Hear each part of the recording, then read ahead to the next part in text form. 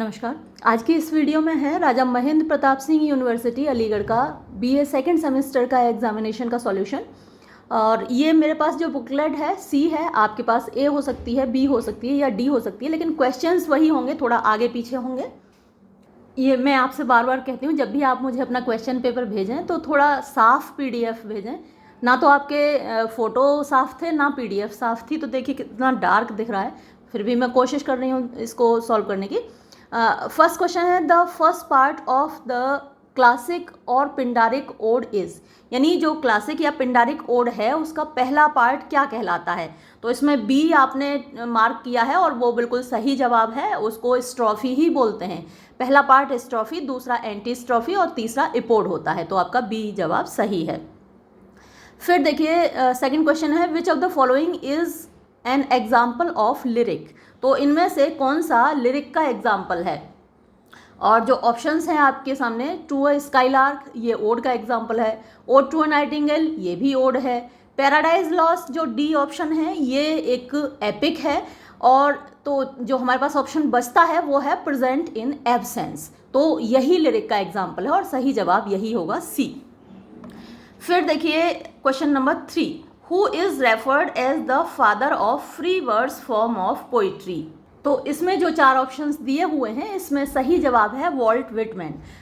ये एक American poet है और इनको फादर ऑफ फ्री वर्स बोला जाता है। फ्री वर्स में क्या होता है, ना कोई राइम स्कीम होती है और ना ही रिदम होती है, मीटर भी नहीं होता। जैसे आयम्बिक पेंटामीटर है या जो ब्लैंक वर्स है उसमें राइम स्कीम तो नहीं होती लेकिन एक मीटर होता है ना।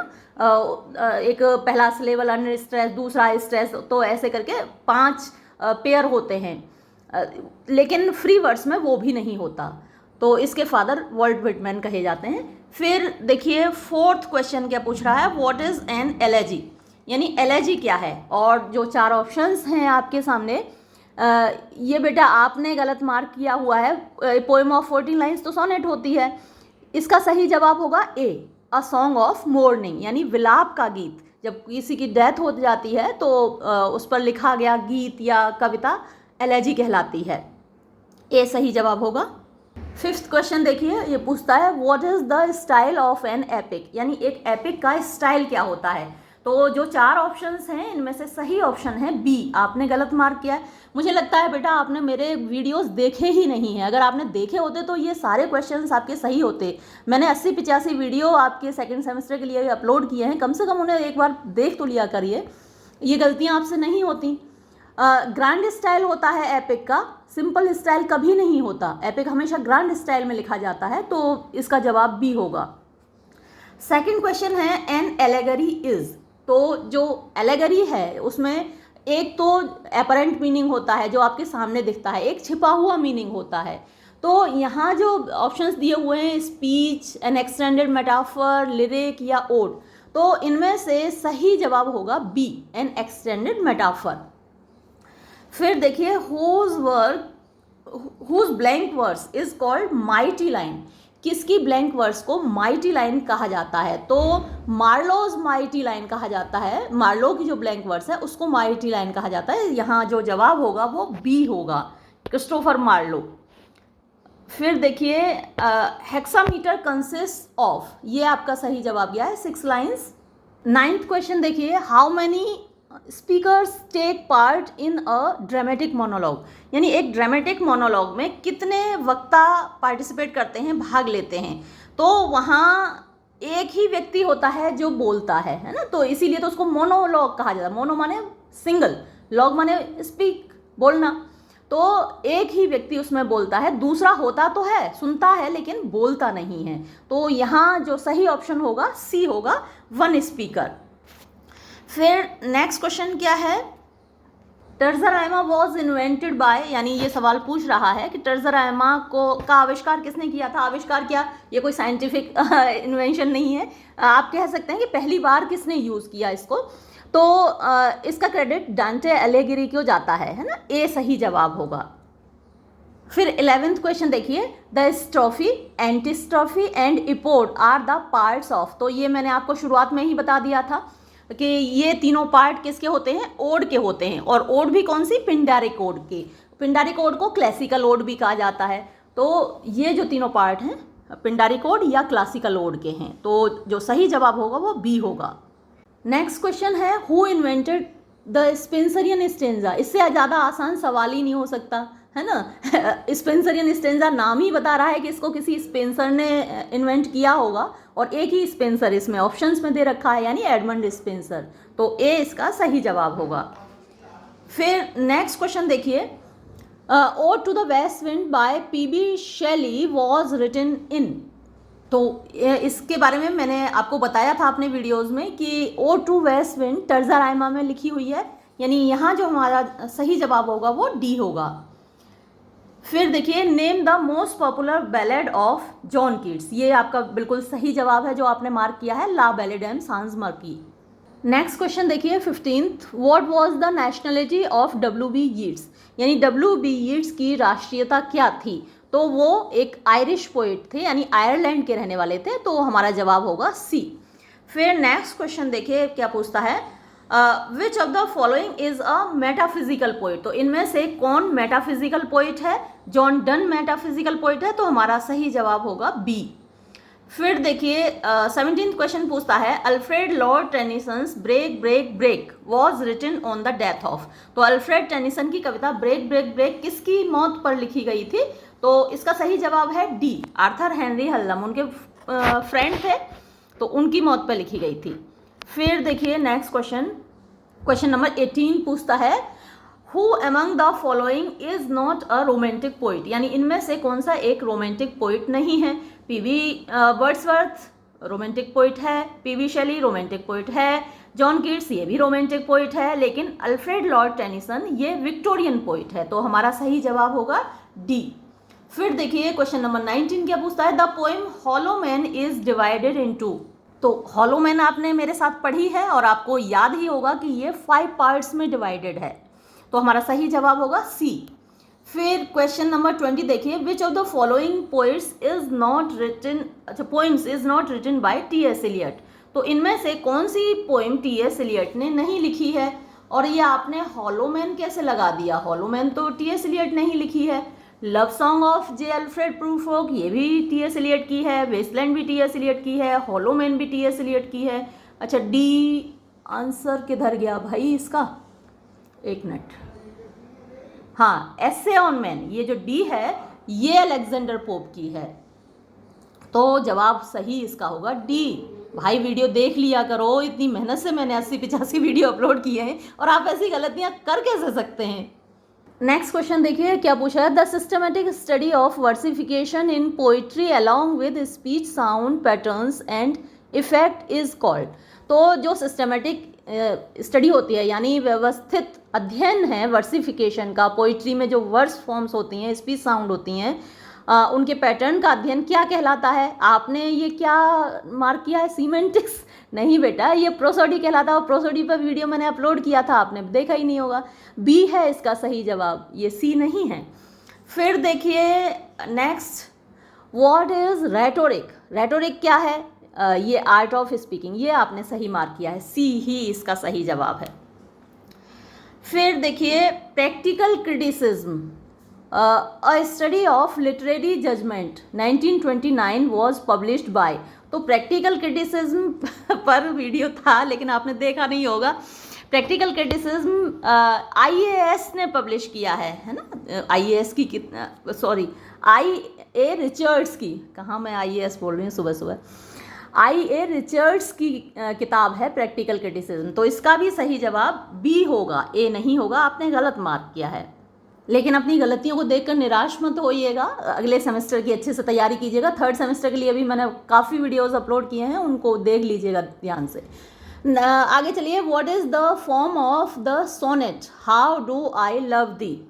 तो इसका सही जवाब है पेट्रार्कन सोनेट, या फिर आप क्लासिकल सोनेट भी कह सकते हैं। जो पैटर्न है इसका पेट्रार्क वाला है, जो इटालियन सोनेट थी, यानी जो ऑक्टेव और सेस्टेट वाला डिवीज़न था वही डिवीज़न है। फिर देखिए, what is the name of sculpture in the poem my last duchess. और ये आपने बिल्कुल सही मार्क किया है, क्लॉस ऑफ इंसबर्ग, यही स्कल्पचर का नाम है। क्वेश्चन नंबर 26 पूछ रहा है, who was Proteus in the world is too much with us. तो the world is too much with us William Wordsworth की पोएम है और इसमें प्रोटियस कौन है, सी गॉड है। तो सही जवाब इसका बी होगा। 27th क्वेश्चन पूछता है, the ploughman homeward plods his weary way. ये जो लाइन है ये an elegy written in a country churchyard से ली गई है। अब क्वेश्चन ये है कि identify the figure of speech in the above line from an elegy written in a country churchyard. इसमें फिगर ऑफ स्पीच कौन सा है, तो इसमें figure of speech transferred epithet है।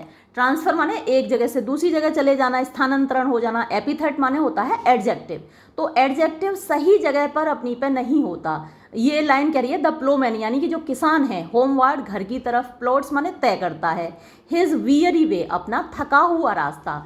तो जो वियरी एडजेक्टिव है वो प्लोमैन के साथ आना चाहिए। लाइन क्या होनी चाहिए, the weary Plowman.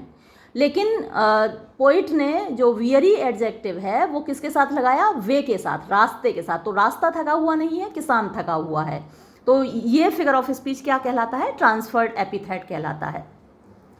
Next question क्या पूछता है, 28th क्वेश्चन देखिए, the line heard melodies are sweet but those unheard are sweeter. यानी ये देखिए थोड़ा प्रिंटिंग मिस्टेक है, स्वीटन कर दिया इन्होंने, कि सुनी हुई जो मेलोडीज़ हैं, जो सुने हुए गीत हैं वो खूबसूरत होते हैं, मधुर होते हैं, लेकिन जो अनसुने गीत हैं वो ज़्यादा मधुर होते हैं। तो ये लाइन कहाँ आती है, मैंने आपको ये पोएम पढ़ाई है और आपने ध्यान से नहीं पढ़ी क्या। ये odd on a Grecian urn में आती है ना। तो इसका सही जवाब सी होगा। फिर नेक्स्ट क्वेश्चन देखिए, question number 29, in ode on a Grecian urn who is being sacrificed. तो ode on a Grecian urn में किसकी बलि दी जा रही है। तो इसमें जो 4 ऑप्शंस हैं इनमें से हेफर सही जवाब है, यानी एक बछिया है उसकी बलि दी जा रही है। नेक्स्ट क्वेश्चन देखिए, when was ode on a Grecian urn published. यानी ode on a Grecian urn कब प्रकाशित हुई थी। ये भी बेटा आपने गलत मार्क कर दिया, ये 1820 में प्रकाशित हुई थी, यानी सही ऑप्शन सी होगा। बिल्कुल परेशान मत हो जाना आप कि मैंने इतनी गलतियां कर दी हैं, लेकिन अगले सेमेस्टर के लिए अच्छे से तैयारी कीजिएगा, है ना। बीतीता है बिसार दे आगे की सुध ले, तो लेट बायगॉन्स बी बायगॉन्स। अब गलतियां हो गई, आगे गलती मत कीजिएगा। फिर क्वेश्चन नंबर 31 देखिए, PB Shelley belonged to the. तो पीबी शैली किसको बिलोंग करते हैं, किससे संबंधित हैं। यहाँ जो 4 ऑप्शन दे रखे हैं, earlier generation of Victorian poets, यानी जो विक्टोरियन पोइट्स हैं उनकी early generation, later generation of romantic poets, तो बाद वाली जो जनरेशन है रोमांटिक पोइट्स की उसको बिलोंग करते हैं। Earlier generation of romantic poets या फिर later generation of Victorian poets. तो इसमें से सही जवाब है later generation of romantic poets. जो पहली जनरेशन है रोमांटिक पोइट्स की उसमें एस.टी. कॉलरिज और वर्ड्सवर्थ मेनली आते हैं, और जो लेटर जनरेशन है उसमें कीट्स और शैली दोनों आते हैं, यानी ये बाद वाली जनरेशन थी रोमांटिक पोइट्स की। तो हमारा जो सही जवाब होगा वो बी होगा, 31 का।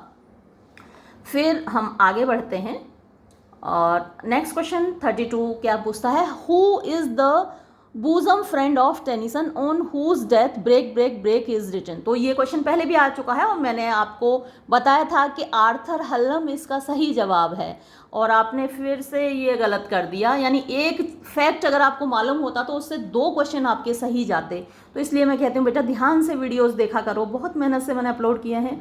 सी इसका सही जवाब होगा, आर्थर हल्लम। नेक्स्ट क्वेश्चन देखिए, Matthew Arnold's thesis is an example of. तो मैथ्यू आर्नोल्ड का थीसिस किस चीज़ का उदाहरण है। तो जो सही ऑप्शन है इन चारों में से वो है डी, एलेजी। एलेजी का उदाहरण है, और एलेजी पे पहले भी एक क्वेश्चन आया था। फिर देखिए, who wrote the poem Dover Beach. तो डोवर बीच किसने लिखी है, आपको अच्छे से मालूम है, मैथ्यू आर्नोल्ड ने लिखी है। फिर नेक्स्ट क्वेश्चन पर चलते हैं, question number 35, Elizabeth Barrett Browning's how do I love thee is an example of. तो how do I love thee ये पहले भी आ चुका है इस पर क्वेश्चन, तो ये एक सोनेट का एग्जाम्पल है, यानी डी सही जवाब होगा। क्वेश्चन नंबर 36 देखिए, what is the genre of the poem my last duchess by Robert browning. तो रॉबर्ट ब्राउनिंग की कविता माई लास्ट डचेस का जॉनरा क्या है, तो आपको मालूम है ये एक ड्रामेटिक मोनोलॉग है, यानी ए सही जवाब है।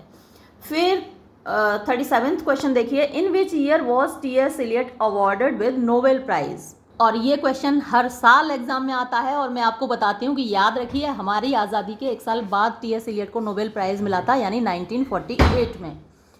फिर नेक्स्ट क्वेश्चन देखिए 38 क्या पूछ रहा है, the form of the poem the hollow man by TS. Eliot is. ये टी.एस. एलियट की the hollow man free verse में लिखी हुई है, आपने पढ़ी है, तो इसका सही जवाब होगा सी। डी नहीं, ए और बी और डी गलत हैं, सी सही जवाब है, फ्री वर्ड्स। 39th क्वेश्चन देखिए, which of the following is called the nature poet, यानी इनमें से किसको प्रकृति का कवि कहा जाता है। तो सही जवाब ए है, विलियम वर्ड्सवर्थ को नेचर पोइट कहा जाता है, वो प्रकृति के पुजारी हैं। फिर who defined poetry as the spontaneous overflow of powerful feelings, यानी किसने परिभाषित किया था कविता को कि ये पावरफुल फीलिंग्स या जो हमारी सशक्त भावनाएं हैं उनका स्पॉन्टेनियस ओवरफ्लो है। स्पॉन्टेनियस माने स्वाभाविक, ओवरफ्लो यानी छलक जाती हैं हमारी भावना। It takes its origin from emotions recollected in tranquillity. It takes its origin यानी ये पैदा होती है फ्रॉम इमोशंस भावनाओं से, रिकलेक्टेड जिनको हम याद करते हैं, इन ट्रैंक्विलिटी मीन्स शांति में। तो ये शब्द किसने बोले हैं, ये किसकी डेफिनेशन है, ये विलियम वर्ड्सवर्थ ने डिफाइन किया है पोइट्री को, यानी सही जवाब हमारा बी होगा। फिर क्वेश्चन नंबर 41 देखिए, what does the poet mean by the phrase रोजी लिप्स एंड चीक्स। तो रोजी लिप्स एंड चीक्स का मतलब हुआ फिजिकल ब्यूटी, यानी बी सही जवाब है। फिर देखिए क्वेश्चन नंबर 42, ये क्या पूछता है, who regards poetry as a criticism of life. तो किसका मानना है कि जो कविता है वो जीवन की आलोचना है, क्रिटिसिज्म ऑफ लाइफ है, ये मैथ्यू आर्नोल्ड का मानना है। तो जो सही जवाब है वो होगा डी, ये भी आपने गलत मार्क कर दिया बेटा। फिर क्वेश्चन नंबर 43 पूछता है, what is the origin of lyric, यानी लिरिक का ओरिजिन, लिरिक का जन्म किस शब्द से हुआ है। तो इसका सही जवाब है लायर। लायर एक म्यूजिकल इंस्ट्रूमेंट है और ये आपने बिल्कुल सही लगाया है इसका जवाब। एक म्यूजिकल इंस्ट्रूमेंट हुआ करता था यूनान में, ग्रीस में, और उसी से बना है लिरिक, यानी लायर के साथ गाए जाने वाले गीत को लिरिक कहा जाता था। फिर नेक्स्ट क्वेश्चन देखिए, ये पूछता है, the line head piece filled with straw, यानी जो खोपड़ी है उसमें भूसा भरा हुआ है। तो हम हॉलो मैन हैं, हम खोखले लोग हैं और हमारी खोपड़ी में भूसा भरा हुआ है, तो ये कहाँ कहा गया है। जाहिर सी बात है ये बात किसने कही होगी और कहाँ कही होगी, टी.एस. एलियट ने हॉलो मैन में, है ना, खोखले लोग हैं और खोपड़ी में भूसा भरा हुआ, ये हॉलो मैन में लाइन आती है, तो सी सही जवाब होगा। क्वेश्चन नंबर 45 देखिए, which of the following literary movement is Alexander pope associated with. तो अलेक्जेंडर पोप इनमें से किस साहित्यिक आंदोलन से जुड़े हुए हैं, और जो 4 ऑप्शंस हैं उनमें से सही जवाब है न्यू क्लासिसिज्म, यानी 18th सेंचुरी का जो फर्स्ट पार्ट है वो न्यू क्लासिकल एज माना जाता है और उसी से जुड़े हैं अलेक्जेंडर पोप। फिर देखिए नेक्स्ट क्वेश्चन क्या पूछ रहा है, in which university did Matthew Arnold receive his education, यानी मैथ्यू आर्नोल्ड की एजुकेशन किस विश्वविद्यालय में हुई। तो इसका सही जवाब है ऑक्सफोर्ड यूनिवर्सिटी। ठीक है, नेक्स्ट क्वेश्चन देखिए, क्वेश्चन नंबर 47 क्या पूछता है, what is the last line of Spenserian stanza, यानी स्पेंसरियन स्टेंजा की लास्ट लाइन क्या कहलाती है। और इसका सही जवाब होगा बी, यानी कि अलेक्जेंड्राइन। जो आखिरी लाइन होती है स्पेंसरियन स्टेंजा की वो अलेक्जेंड्राइन कहलाती है, बी सही जवाब है। फिर हम चलते हैं क्वेश्चन नंबर 48 पर। ये क्या पूछता है, how many syllables are usually in a line of blank verse. तो ब्लैंक वर्ड्स की लाइन में मैं कई बार आपको बता चुकी हूँ 10 सिलेबल्स होते हैं, यानी 5 पेयर होते हैं आईएम के, आयमिक पेंटामीटर इसीलिए तो उसे कहा जाता है। आईएम का मतलब पहला सिलेबल अनस्ट्रेस्ड, दूसरा स्ट्रेस्ड, और ऐसे 5 पेयर, और 5 को पेंटा कहा जाता है, पेंटा मीन्स 5, तो 5 पेयर होंगे यानी कि 10 सिलेबल्स, बी सही जवाब है। फिर देखिए नेक्स्ट 49th क्वेश्चन पूछता है, poet John Milton became blind at the age of. तो कितनी उम्र में पोइट जॉन मिल्टन अंधा हो गया था। तो 44 साल की उम्र में वो अंधा हुआ था, सी सही जवाब होगा। फिर देखिए नेक्स्ट क्वेश्चन पूछता है, the world is too much with us is a blank verse written composed by William Wordsworth. तो the world is too much with us ये एक सोनेट है और इसका सही जवाब होगा ए। क्वेश्चन नंबर 51 क्या कहता है, what is the structure of English sonnet, यानी इंग्लिश सोनेट का स्ट्रक्चर क्या होता है, 3 quarters followed by a couplet. ये आपने बिल्कुल सही लगाया है। 10th मतलब 10 तो आपने ऊपर लिख रखा है, मेरी नज़र उस पर जा रही है। 51 क्वेश्चन नंबर का सही जवाब है बी। फिर देखिए, who was the inventor of English sonnet. तो इंग्लिश सोनेट का इन्वेंटर कौन था, और इन्वेंटर का नाम ही नहीं दे रखा। चारों ऑप्शन हैं, चारों गलत हैं। शेक्सपियर, स्पेंसर, सिडनी, मिल्टन, नहीं, इनमें से कोई भी नहीं है। ये क्वेश्चन ही गलत बनाया है भाई। आपको मालूम है कि सर टॉमस वॉट और अर्ल ऑफ सरे ये दोनों गए थे इटली, और वापस आए जब इटली से तो इन्होंने सोनेट लिखना शुरू किया। सर टॉमस वॉट ने इटालियन पैटर्न फॉलो किया जिसमें कि एक ऑक्टेव होता था, एक सेस्टेड होता था। लेकिन जो अर्ल ऑफ सरे थे, हेनरी होवार्ड अर्ल ऑफ सरे, उन्होंने वो पैटर्न चेंज कर दिया और 3 क्वार्टर्स फॉलोड बाय 1 कपलेट, जो कि इससे पहले वाले क्वेश्चन में आपने मार्क किया है ना। ये पैटर्न जो आपने बी मार्क किया, ये पैटर्न अर्ल ऑफ सरे ने दिया था और उनका नाम यहाँ दे ही नहीं रखा। बाद में इस पैटर्न को शेक्सपियर ने फॉलो किया, तो इस सोनेट को शेक्सपियरियन सोनेट कहा जाता है या इंग्लिश सोनेट कहा जाता है। तो अब यहाँ हमारे पास कोई चॉइस नहीं है, तो हम शेक्सपियर को मार्क करेंगे, क्योंकि इंग्लिश सोनेट को शेक्सपियरियन सोनेट भी कहा जाता है। लेकिन इन्वेंटर शेक्सपियर नहीं था, उसको बेचारे को कोई क्रेडिट देता नहीं अर्ल ऑफ सरे को, जबकि उसने इन्वेंट किया था ये। तो आप अपनी जानकारी के लिए ये याद रखिए, क्योंकि ये क्वेश्चन कॉम्पिटिटिव एग्जाम्स में भी पूछा जाता है और आगे हमेशा आपके काम आएगा। और सोनेट पे मेरी एक 2.5 घंटे की वीडियो है, मैंने बहुत मेहनत से बनाई है, वो आप ज़रूर देख लीजिए, फिर कभी गलती नहीं करेंगे आप। फिर देखिए next, what is blank words. Blank words क्या है, और ये मैं आपको कई बार बता चुकी, अभी थोड़ी देर पहले ही बताया था, तो इसमें तो गलती अब आपकी होनी नहीं चाहिए। अ 10 syllabic line of iambic pentameter, यानी एक 10 सिलेबल वाली लाइन आयम्बिक पेंटामीटर की ब्लैंक वर्ड्स कहलाती है। तो ए सही जवाब होगा इसका। ठीक है, अब हम चलते हैं क्वेश्चन नंबर 54 की तरफ। ये क्या पूछता है, विच of the following is not a stanza form. तो इनमें से कौन सा स्टेंजा फॉर्म नहीं है, blank words, heroic couplet, terza Raima, metaphor. तो इसका सही जवाब डी होगा, मेटाफर स्टेंजा फॉर्म नहीं है, ये एक फिगर ऑफ स्पीच है, डी सही जवाब होगा। फिर देखिए, अ क्लासिकल ओड। तो क्लासिकल ओड क्या है, is a classical poem, is a eulogy, praises someone और समथिंग। ये क्या मतलब हुआ, classical ode is a classical poem, यही लगा सकते हैं। यूलॉजी किसी की तारीफ होती है, प्रेजेस समवन और समथिंग, ये ही सही जवाब होगा इसमें। पता नहीं कैसा क्वेश्चन रखा है। Classical ode is a classical poem, जब भी क्लासिकल उसके नाम में लगा है तो क्लासिकल ही होगी, तो ए ही इसका सही जवाब होगा। फिर देखिए 56, अच्छा ये तो मैंने कैमरा ही ऊपर नहीं किया, तो ठीक है, इसका ए सही जवाब होगा। फिर देखिए, who is the most एलेजियक poet in English. तो इंग्लिश में मोस्ट एलेजियक पोइट किसको कहा जाता है, मैथ्यू आर्नोल्ड को कहा जाता है, तो सी सही जवाब होगा। फिर अरे भाई चल जा, who invented the classical ode. ये तो मैं आपको पहले ही बता चुकी हूँ, क्लासिकल ओड किसने इन्वेंट की। बेटा आपने एक भी वीडियो नहीं देखा क्या ये आपने चौसर कैसे मार्क कर दिया। क्लासिकल ओड पिंडार की ओड को कहा जाता है ना, पिंडारिक ओड या क्लासिकल ओड। तो इसका सही जवाब सी होगा। नेक्स्ट क्वेश्चन क्या पूछा है, who brought the concept of negative capability. Negative capability का कंसेप्ट किसने दिया था, तो ये कंसेप्ट जॉन कीट्स ने दिया था, यानी इसका सही जवाब होगा सी। फिर नेक्स्ट क्वेश्चन क्या पूछता है, when a words line ends with an unstressed syllable it is called. यानी एक कविता की लाइन जब अनस्ट्रेस्ड सिलेबल पर ख़त्म होती है तो इसको हम क्या कहते हैं। अनस्ट्रेस लेवल पर ख़त्म होने वाली कविता को हम कहते हैं फेमिनिन एंडिंग। हाँ, ये प्रोसोडी वाले वीडियो में मैंने आपको बताया था, तो इसका बी सही जवाब होगा। ठीक है, फिर देखिए नेक्स्ट क्वेश्चन क्या पूछता है, लाइफ इज़ बिटर स्वीट, यानी जीवन एक कड़वी मिठाई है।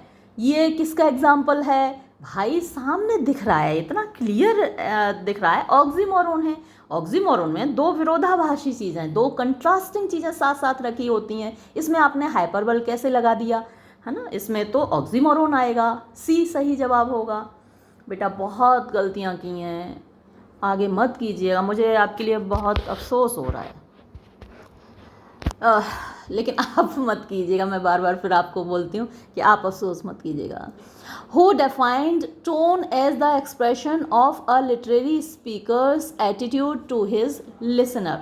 यानी सवाल ये पूछा जा रहा है कि किसने डिफाइन किया था टोन को, कि वो एक लिटरेरी स्पीकर का एटीट्यूड है अपने स्पीकर के प्रति। तो इसमें जो सही जवाब है वो, अच्छा आपने भी बिल्कुल सही मार्क किया है, आई ए रिचर्ड्स ने कहा ये। फिर विच of the following is not a figure of speech, इनमें से कौन सा फिगर ऑफ स्पीच नहीं है? मेटाफर फिगर ऑफ स्पीच है, सिमिली फिगर ऑफ स्पीच है, ऑक्सीमोरन फिगर ऑफ स्पीच है, लेकिन राइम फिगर ऑफ स्पीच नहीं है। फिर नेक्स्ट देखते हैं, which of the following is the rhyme scheme of Shakespearean sonnet, है ना, शेक्सपियरियन सोनेट कहिए इसको, या इंग्लिश सोनेट कहिए, या फिर सरे की सोनेट कहिए, उसका राइम स्कीम क्या है? A B C D E F G G, यानी कि सही जवाब है हमारा सी।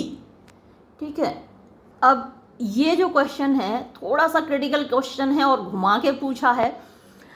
शेक्सपियर्स नोशन, नोशन होता है आइडिया, यानी शेक्सपियर का जो ख्याल है ऑफ आइडियल लव, यानी आदर्श मोहब्बत का, in sonnet let me not to the marriage of true minds, ये सोनेट है जो आपके सिलेबस में है, इज जक्सटेपोज्ड, जक्सटेपोज का मतलब होता है साइड बाय साइड रखना, है ना, to put side by side. तो आदर्श प्रेम को किसके साथ जक्सटेपोज किया गया? विद द प्रॉब्लम ऑफ, तो किस समस्या के साथ रखा गया है? ये थोड़ा सा अच्छा क्वेश्चन है, यानी इसका लेवल हाई है। अब देखिए जो इसमें ऑप्शंस हैं, इंस्टेबिलिटी, इंस्टेबिलिटी अस्थिरता होती है, अनस्टेडीनेस ये भी अस्थिरता होती है, अनफेथफुलनेस बेवफाई होती है, फ्लक्स एंड चेंज, ये दोनों एक दूसरे के सिनोनिम हैं, फ्लक्स और चेंज। तो चारों ही जो ऑप्शन है वो लगभग एक जैसे हैं, है ना, जो फ्लक्स और चेंज है उसमें भी लगातार चेंज होता रहता है। तो अब हम मार्क किसको करें, है ना, समस्या ये है। इस पोइम की जो अगली लाइन थी वो थी कि love is not love which alters when it alteration finds, है ना, कि जो बदल जाता है वक्त के साथ, जब उसको बदलने का मौका मिलता है तो वो बदल जाता है, वो प्रेम प्रेम नहीं है।